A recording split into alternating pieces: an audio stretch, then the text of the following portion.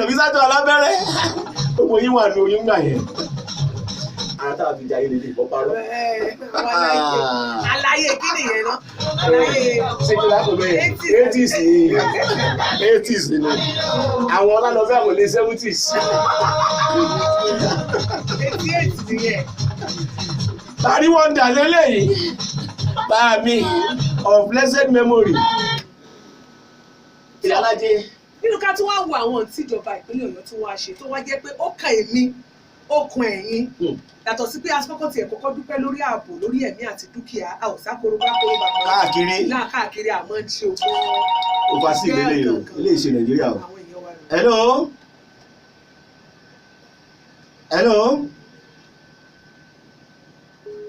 Ore. Yàtọ̀ sí yẹn ṣé rí ètò kan tí wọ́n wà tó wá tún pè ní school governing board. Ìgbà wọn kọ́kọ́ gbá wuye wípé gómìnà ó fẹ́ ra sẹ́ńtáǹsì ìyàwó rẹ̀ fẹ́ ra sọ níwùsì kan kẹgbẹ́ àwọn ní rárá.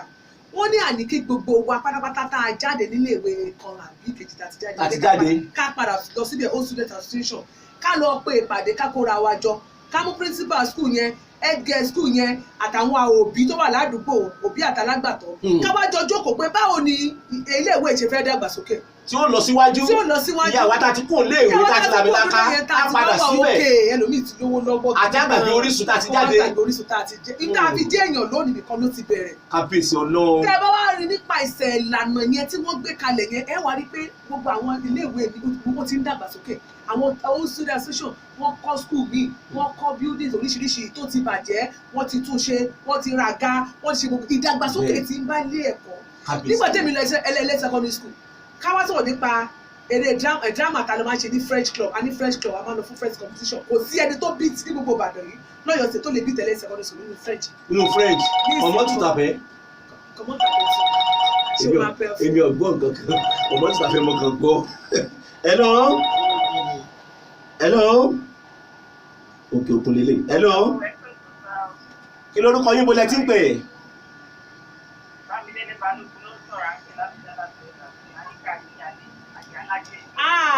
Bámidélé ní Ògìdán.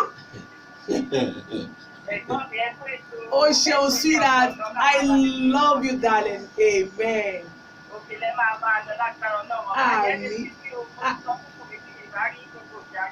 Mo gbọ́dọ̀ rí ẹ má wọ́rì. Màá gbórí wọ Texas ẹ̀yin tèmi ẹ máa retí mi láìpẹ́. Ó ti máa rí. Bámi kí Aláàjì ṣé o rí má dẹ́ ọ̀rẹ́ mi lóhùn. Hello ma aunty. Yes sir. Mo rí pé àárọ̀ lẹ wà báyà bí. Àárọ̀ la wà bá wa náà wà ní ètò àgbàdo yìí. ẹ gbádùn Prince FM radio dáadáa bí. Bẹ́ẹ̀ni sà àgbàdo yìí o. Oyin dàbí ẹni tí ò tí ì máa rì. Ilé ti kú. Ilé ti kú. Iná mò ń sọ oyin tútù náà mò ń sọ. Òun kí dáàdì ní dáàdì kù tọ́jú yín o. Dáàdì kù ṣẹ́.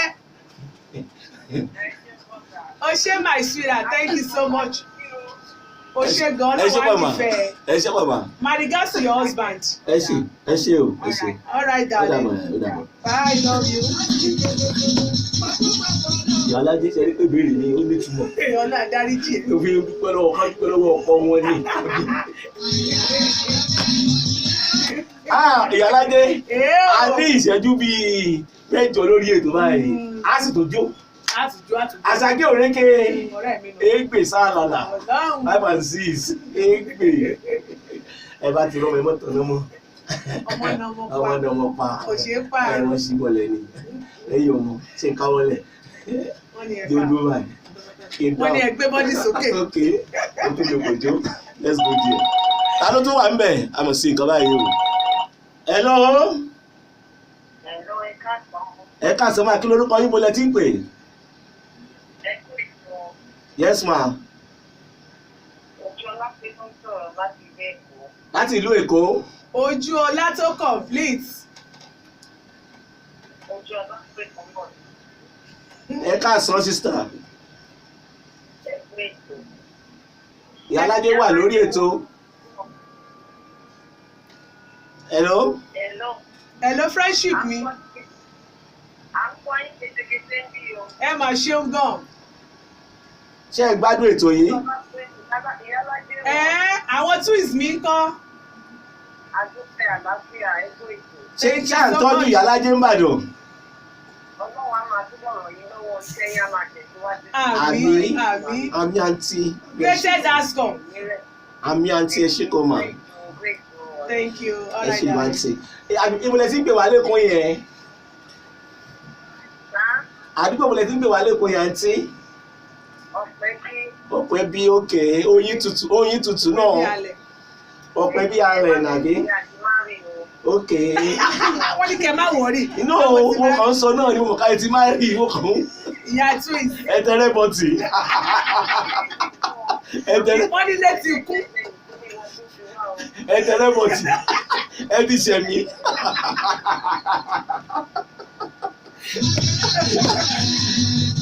mo lálejò lórí ètò lẹ́nìí. mo ti ń gbàlejò.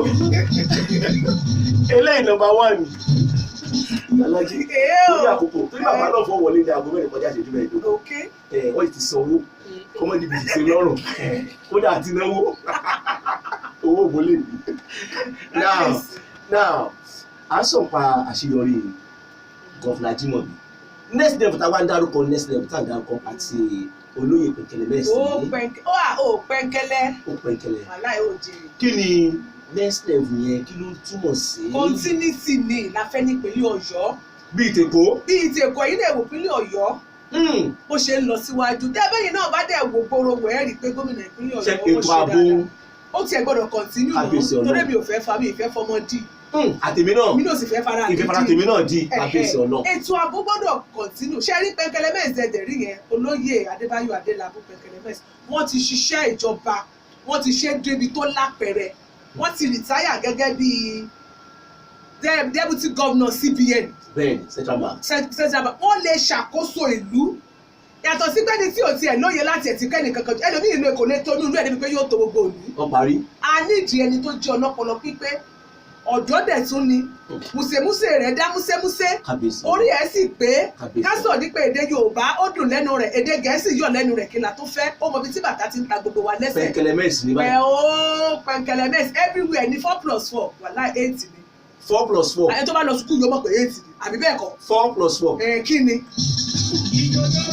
yéè Alhaji Kollity Àyìnlá tó Pẹ̀kẹ́lẹ́ mẹ́sì ń bẹ̀ yẹn ẹ wá gbọ́ ìyálájé nígbà tí INEC ó sọ̀rọ̀ ó ní 900,000 ní PVC tí wọ́n ti wà gbà. àwọn èèyàn wa ní ẹ sábà wà bẹ́ẹ̀ pẹ̀lú Ọ̀yọ́ nítorí ò sí bẹ́ẹ̀ oníbàwò ni wọ́n ṣe ṣe báwo ni wọ́n ṣe pín àwọn èèyàn wọn lọ rẹ́gísítà o ti fọ́kọ́lé o ti tẹ̀ ká wọ́n wá lọ gba PVC wọn ò sì kú o.